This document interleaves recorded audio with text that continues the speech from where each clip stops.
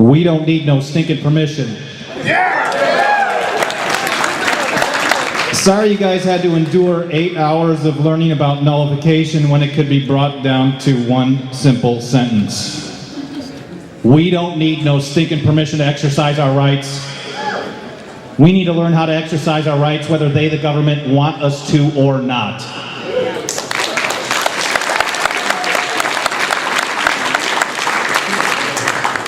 Or there's the Thomas Jefferson version of that exact same thing. He said, back in 1798, the several states composing the United States of America are not united on a principle of unlimited submission to their general government.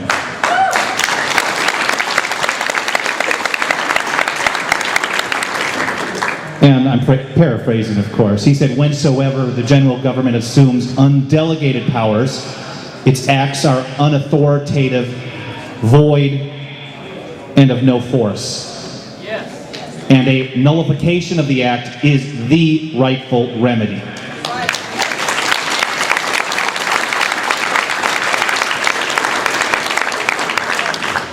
What I always find interesting about that Jefferson thing is that he said it was the rightful remedy. Notice he didn't say, okay, vote the bums out in 2012 and maybe 2010 or 2014, and if that doesn't play out too well, then nullify it. He also didn't say, well, maybe sue the federal government in the federal court in the hopes that the federal judges will limit federal power.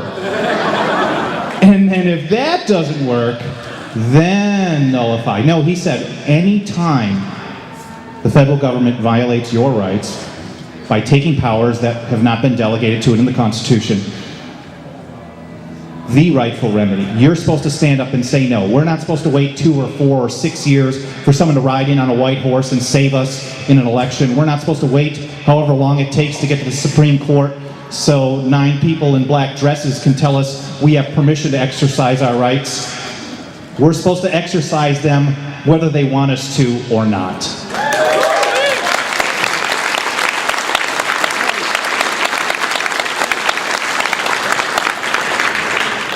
Does anybody here know who Roscoe Filburn was? Yeah! Oh yeah, somebody. We got 2. Roscoe was a farmer in Ohio, maybe. If I'm wrong, then I'm sorry for the YouTube. Roscoe was a farmer back in the 1930s. And at the time, our great freedom-loving president, FDR. Yeah, it was a joke. Nice. It was a joke, yeah. Well, the FDR administration came up with this rule that said, I don't know, and I think they were just trying to help out the big wheat lobby, but what they were telling farmers were that you were only allowed to grow a particular amount of wheat, and after that you had to stop. So I think it was like 10 acres of wheat. This was while, mind you, height of the Great Depression, people were hungry and starving, and they were limiting food production here in the United States. That's a lesson on what government does for you. So Roscoe had the great idea that, well, you know, the Constitution says that the federal government can do stuff like this if it's in interstate commerce. It can create rules or regulations about interstate commerce. So what he did was he grew his 10 acres of wheat and sold it on the open market. Then he thought, well, my farm animals are hungry. I'm going to grow another 10. So he did. And he was told to burn it. But his view was that, well, you know, this is intrastate commerce. The federal government is not authorized to do this. He went all the way to the Supreme Court, and in a real famous court ruling, Roscoe versus Filburn, those 9 black-robed deities, those guys in dresses, said that the federal government, if you grew a plant in your backyard and consumed it in your backyard and you never bought or sold that plant, that was somehow interstate commerce, and they could fine you, put you in jail, or tell you to burn that plant. Well, because it was an emergency, so many people turned a blind eye to it, and they sat around and let it go. Well, John Adams warned us about this type of thing, and he said many years ago, pretty many years ago, he said, liberty once lost is lost forever. That doesn't mean we're all screwed.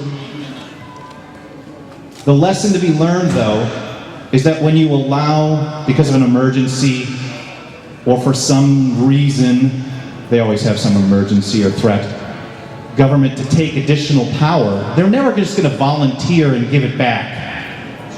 Oh yeah, well we've had to grope you because bin Laden is a threat, so now that he's dead, well, we're going to stop those TSA scanners. That's not the way it works. And the Patriot Act came in, and we've had 5 elections, and the Patriot Act still exists. They're not going to voluntarily throw it back. Adams was telling us that it always required a long struggle of the people to regain any powers that they decided to kind of let go. So needless to say, that Filburn thing has been coming back to haunt people for many years. And if anyone knows who Angel Rach is, we're in California. Angel, nice. Angel's a Northern California. Mike's heard my speech before, so that's unfair. Angel is a Northern Californian up near where John lives, and she had a softball or baseball-sized cancer tumor in her brain.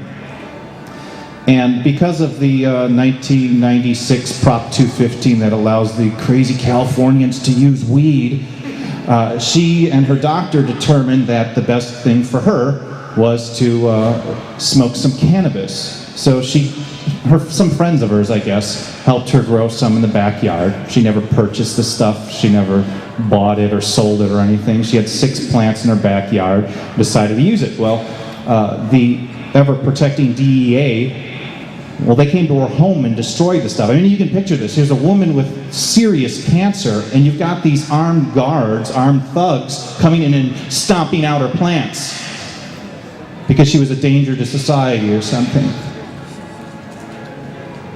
So this went all the way to the Supreme Court as well. In 2005, it was Gonzalez versus Raich. They once again said, if you grow a plant in your backyard and you consume it in your home and you don't buy it or sell it, this is somehow interstate commerce.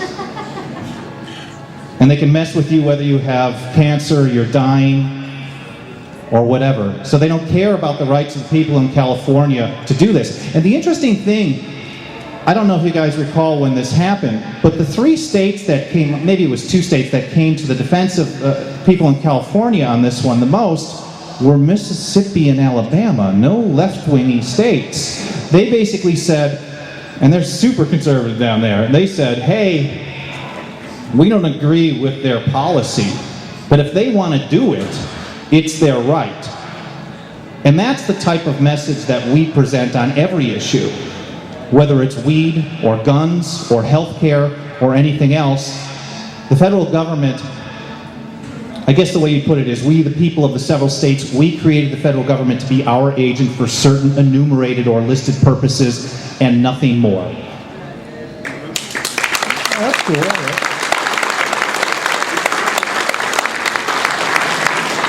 So what's the lesson about these 2 little stories?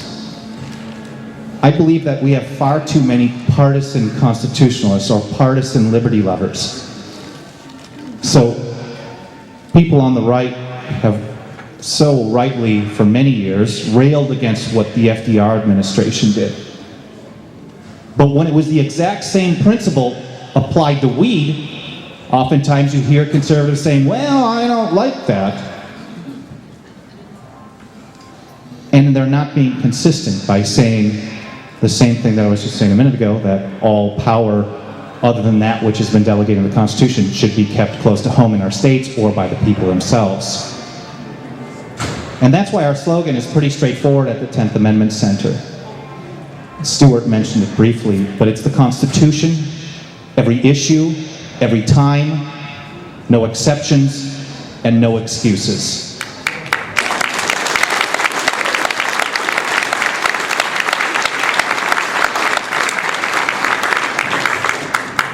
This message that we're bringing, it's not about political parties or political ideologies or political anything. It's about liberty. It's about limiting government. The founders believed that government was always dangerous, and that the best way to protect liberty was to strictly limit what it can do.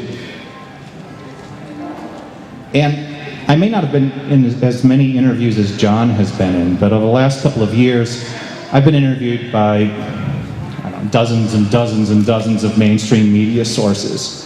And every single time, whether it's CNN or Fox or New York Times, they always ask me the same thing. Unfortunately, Rachel Maddow doesn't call me at all.